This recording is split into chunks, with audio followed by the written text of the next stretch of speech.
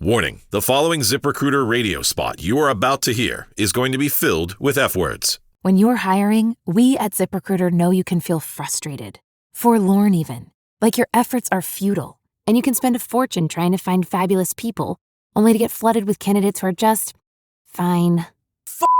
Fortunately, ZipRecruiter figured out how to fix all that. And right now, you can try ZipRecruiter for free at ZipRecruiter.com/zip.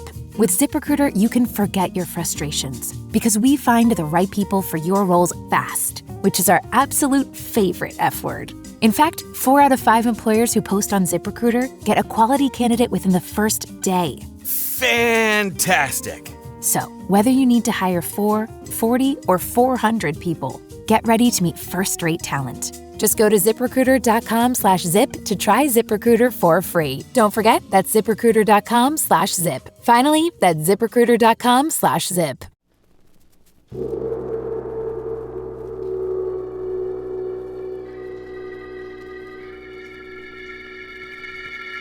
The Sealed Book.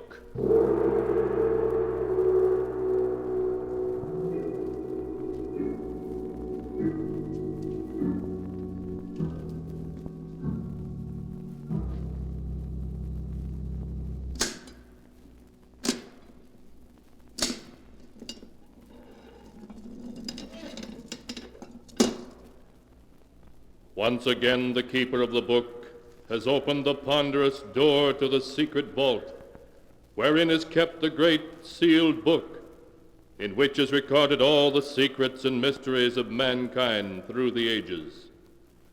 Here are tales of every kind, tales of murder, of madness, of dark deeds, strange and terrible beyond all belief. Keeper of the book, I would know what tale we tell this time. Open the great book and let us read. Slowly, the great book opens.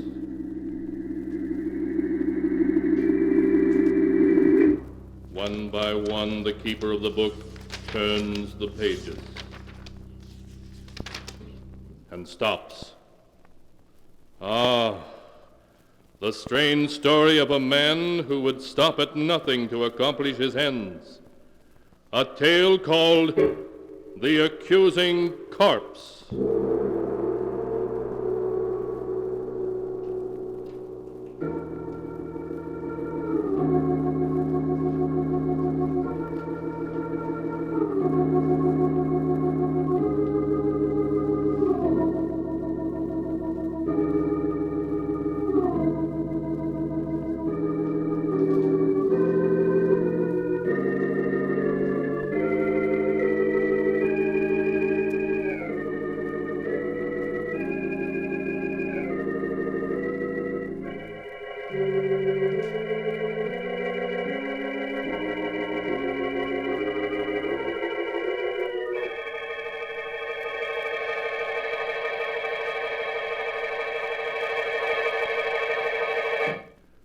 Here is the tale, The Accusing Corpse, as it is written in the pages of the sealed book.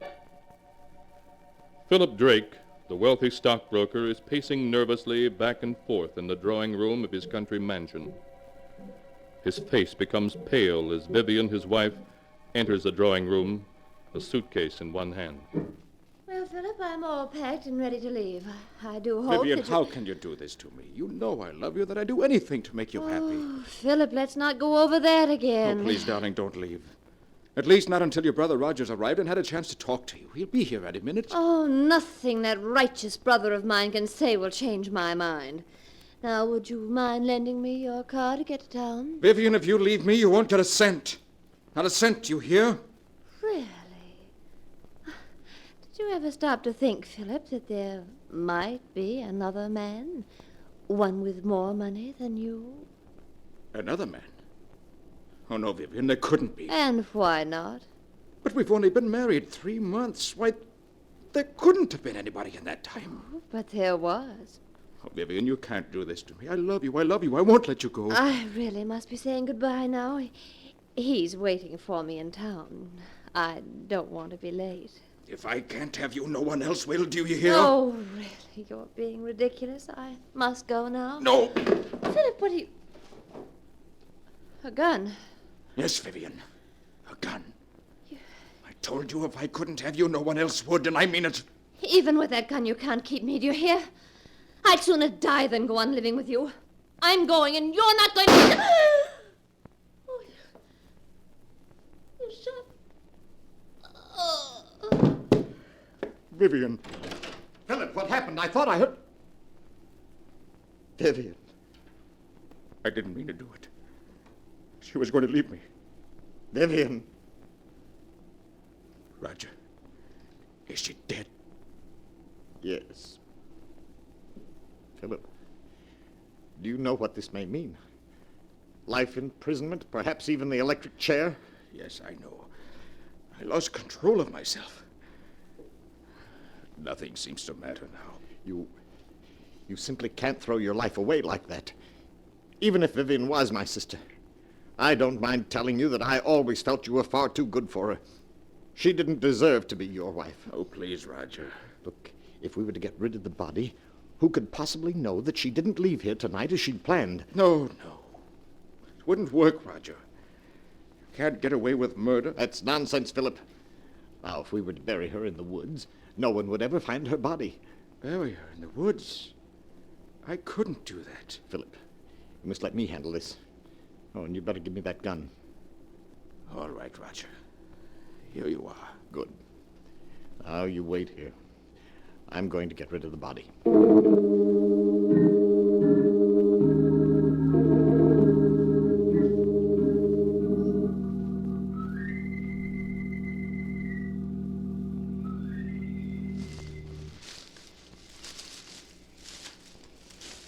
I think this is quite far enough.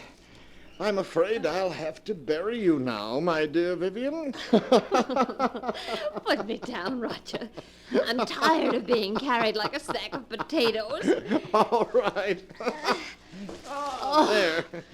Oh, and let me congratulate you on your performance as a corpse as I carried you out.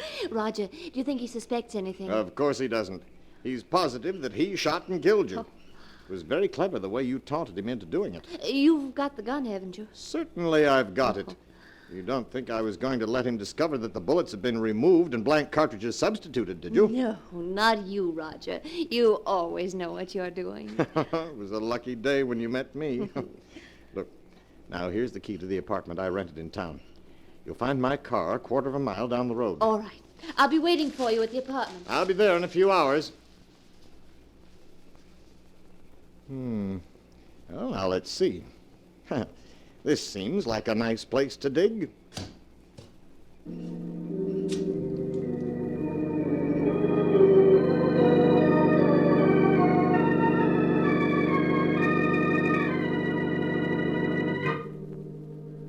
The next morning, Roger called on Philip at his office, and finding Philip very nervous, reassured him that he had hidden poor Vivian's grave carefully.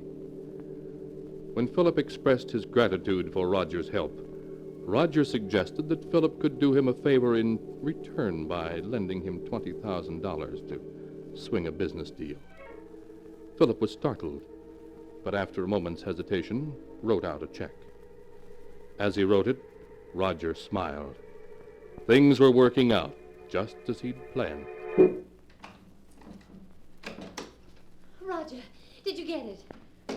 Well, what does this look like? Oh, darling, that's wonderful. Now we can clear out. What?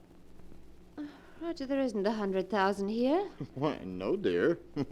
I only got 20,000 from him. But we were after 100,000. Why didn't you get it all this morning when you saw him? My dear Vivian, it simply isn't done that way. Blackmail is an art that calls for the use of psychology. Philip will give us many times over the money I hold in my hand. All in due time, of course. You mean I'll have to go on hiding in this miserable apartment until you've finished your little game with him? Never being able to leave it for fear someone will recognize me? Oh, come now. You've got the radio, books, Well, and... I won't spend weeks in this apartment, I tell you. I won't. Oh, my arm. You will do exactly as I say, Vivian. Exactly. Do you understand? Roger, you're hurting me. It's nothing to what I will do if you disobey me. Do I make myself clear? Oh, yes. Yes, I'll do whatever you say.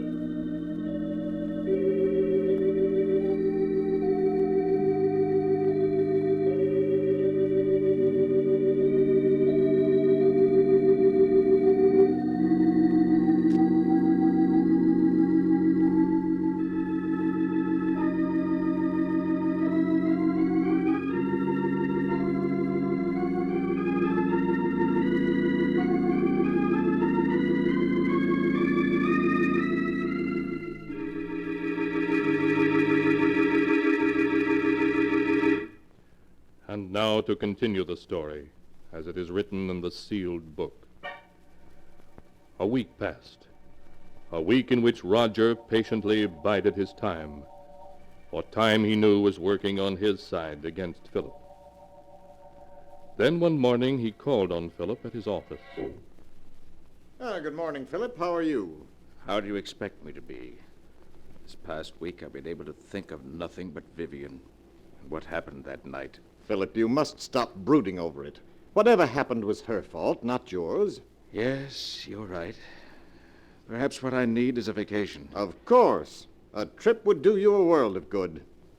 And if I could afford it, I'd go along with you. You mean you haven't any money? I'm afraid not, Philip. That's what I've come to see you about. I must have $40,000 at once. 40,000? Yes. If I don't get the 40,000, it may mean prison for me. You wouldn't want to see that happen, would you? No, of course not, Roger. After all, Philip, I saved you from prison. In fact, I made myself an accomplice to Vivian's murder by not turning you over to the police. Yes, I know, but... You could hardly expect me to remain loyal to you if you weren't willing to help me, could you? I see. Seems I haven't any choice. Very well, Roger. I'll write you out a check.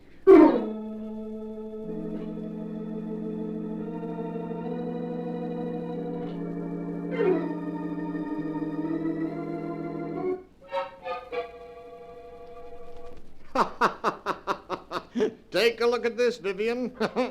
$40,000 in cash. Oh, darling. Wasn't this worth staying in hiding for? And there's plenty more where this came from. What? Oh, who could that be? You better get behind that screen. All right, Roger. Yes? COD for Miss Brown. Comes to $64. You must be mistaken. There's no Miss Brown here. Well, this is the address she gave. It's in care of Mr. Roger Martinson.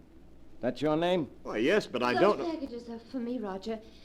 How much did you say the COD was? $64, miss. Oh, yeah. Here you are. Thank you, miss. Here's your receipt. Bye. Bye. When did you buy those clothes? This morning?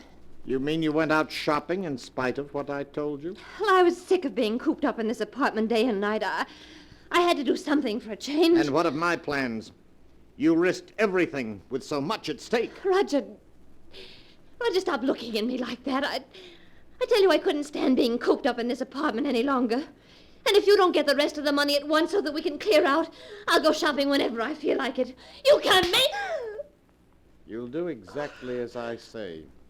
I won't allow anything or anyone to interfere with my plans.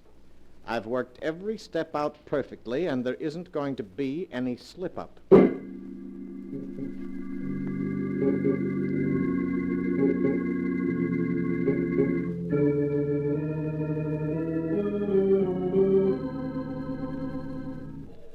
Another week passed. A week in which Roger made no effort to see Philip. Then early one evening, he got into his car and drove out of the city to Philip's home in the country.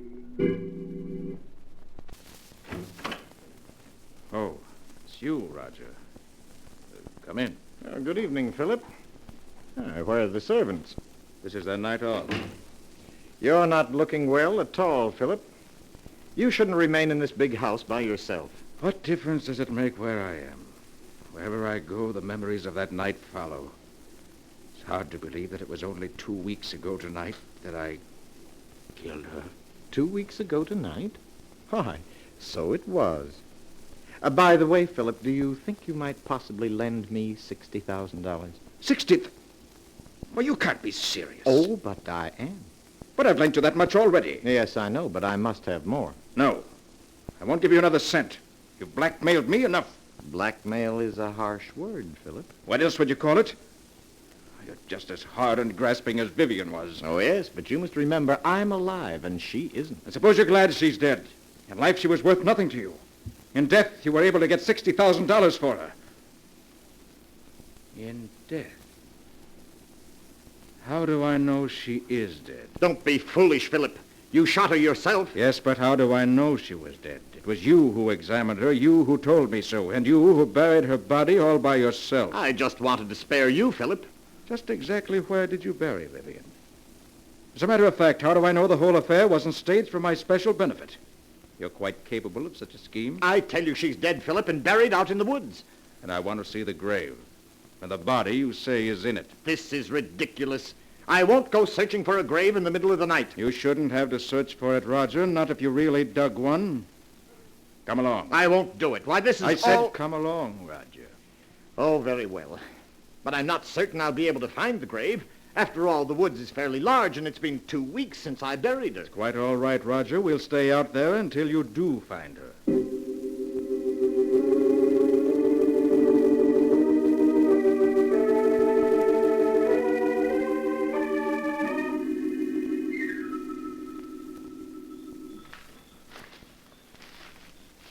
The grave is someplace around here, I'm certain of it, but perhaps we ought to come back in the daytime. It might be easier to find it then. I know, Roger. You shouldn't have any trouble finding it now, if it exists. It does exist, I tell you. It's just that the woods are so confusing at night. Everything looks so different. Just keep on searching, Roger.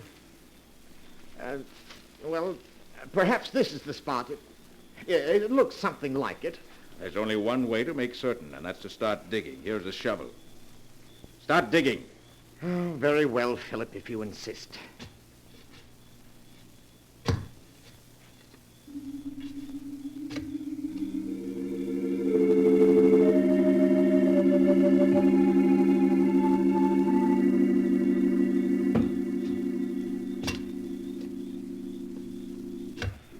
Well, Roger, you've been digging for 20 minutes now, and you haven't uncovered a body. You're a great actor, but I'm afraid this time you've overplayed your role. What do you mean? Vivian isn't dead, and there's no use pretending she is. Everything that's happened was part of a scheme the two of you planned to extort money from me. I tell you she's dead, Philip. And where's the body? I thought this was the spot, but I must be mistaken. I'm sure I didn't bury her any deeper than this, but... Philip, turn the flashlight this way. What is it? Look. Do you see what I've uncovered? A hand. Yes. This is the spot where I buried her. Just a few more shovels full. I'll have her body uncovered. Vivian. No. No, it can't be. But it is Vivian. Look, Philip. Here's the bullet hole under her heart. The bullet hole you made. I don't want to see anymore. I've seen enough. You should trust me a little more, Philip. Everything I did was for your own good.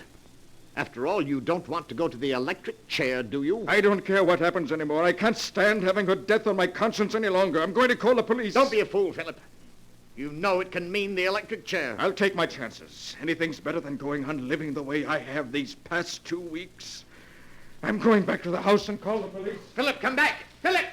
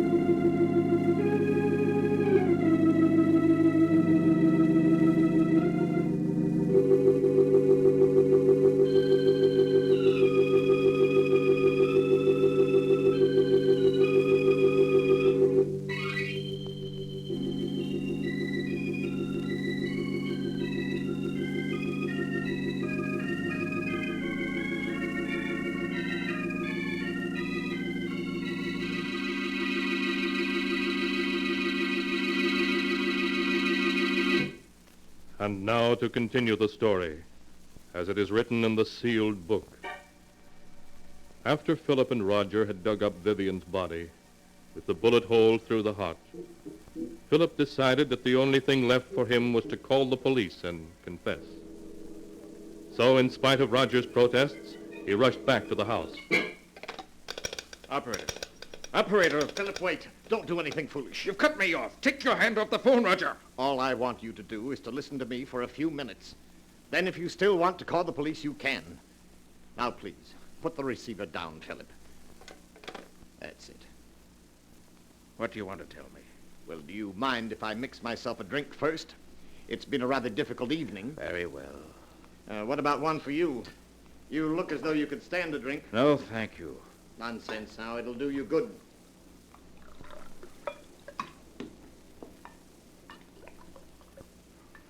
What is it you want to say to me, Roger? Say to you? Oh, yes. Here's your drink. Thank you. Well, what shall we drink to? We'll drink to your good luck, come what may.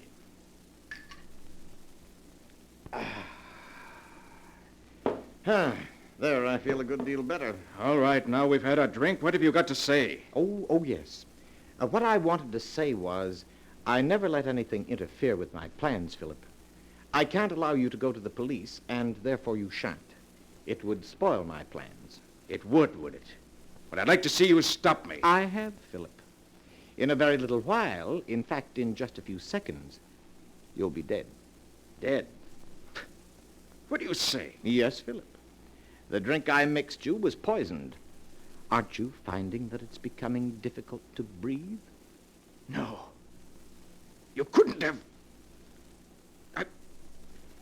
My throat... It burns. Yes, I know, but it'll all be over in a matter of seconds. Now I see it all. You murdered her. Yes, Philip. Just a week ago tonight. She died according to plan. I'll call the police. I'll tell them that... I'm afraid you haven't the strength left to reach the phone, Philip. I will...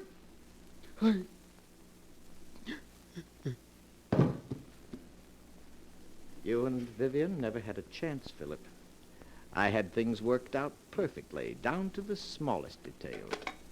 Hello, operator. Operator, please connect me with the police.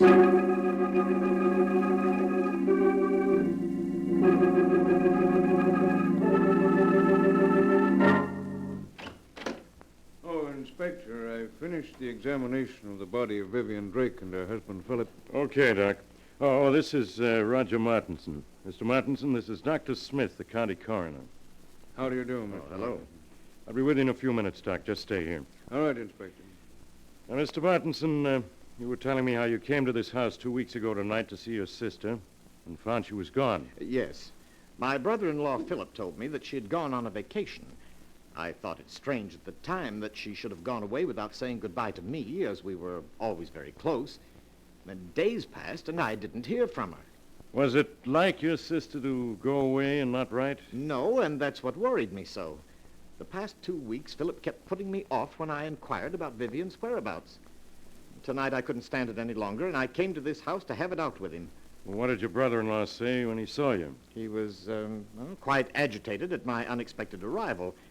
When I threatened to go to the police, he broke down and confessed to having murdered Vivian. When had he murdered her? He told me he'd done it 2 weeks ago tonight. That was the very night I'd come here to see Vivian, and he'd told me that she'd left for a vacation. I see. Go on. Naturally, when he told me he'd murdered her, I was aghast. He led me to the woods and showed me the grave. We returned to the house, and before I could stop him, Philip had taken poison. I then called the police. Well, seems like a plain case of murder and suicide to me. Right, Doc?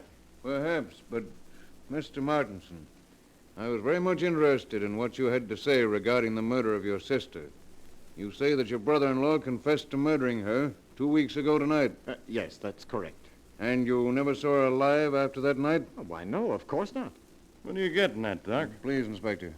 Mr. Martinson, would you mind telling me where you live? Why, at 425 West 106th Street. Tell me, were some clothes delivered to that address? In your care 1 week ago today? Clothes? Yes, to be exact, a woman's sports suit, which cost $64 and arrived COD. Why, no. You're lying, Mr. Martinson. I have in my hand a slip of paper that not only proves that you're lying, but will send you to the electric chair. Doc, what are you saying? Yes, Inspector. Mr. Martinson's plan was perfect, but he slipped up badly. He forgot to search Vivian Drake's clothing before he buried her.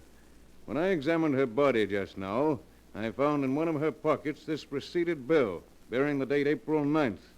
That proves beyond a doubt that she was alive 1 week ago, and consequently couldn't have been murdered by her husband on April 2nd, as Mr. Martinson here claims. I know. Yes, Mr. Martinson. It was you who killed her. The corpse has accused you from the grave of murder and has given us proof of your guilt. No, it can't be. I had everything planned perfectly. Perfectly, do you hear? Down to the last detail. I couldn't have failed. I couldn't.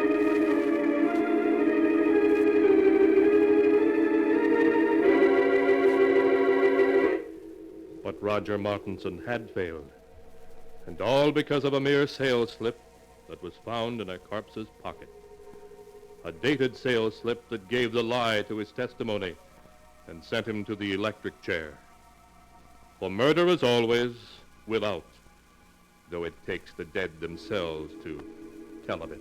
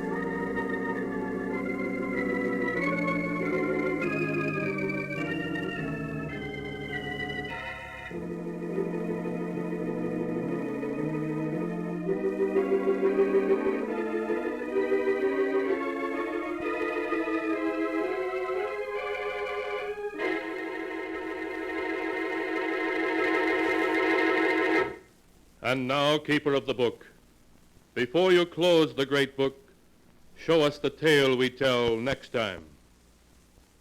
This one? Ah, yes, An incredible story about a young married couple who bought an old New England colonial house. A house that was cursed. Cursed with the evil spirit of a dead woman.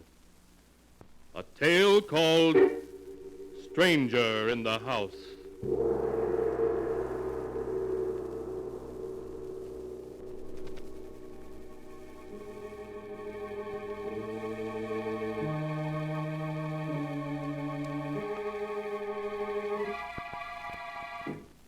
Be sure to be with us again next time, when the sound of the great gong heralds another strange and exciting tale from The Sealed Book.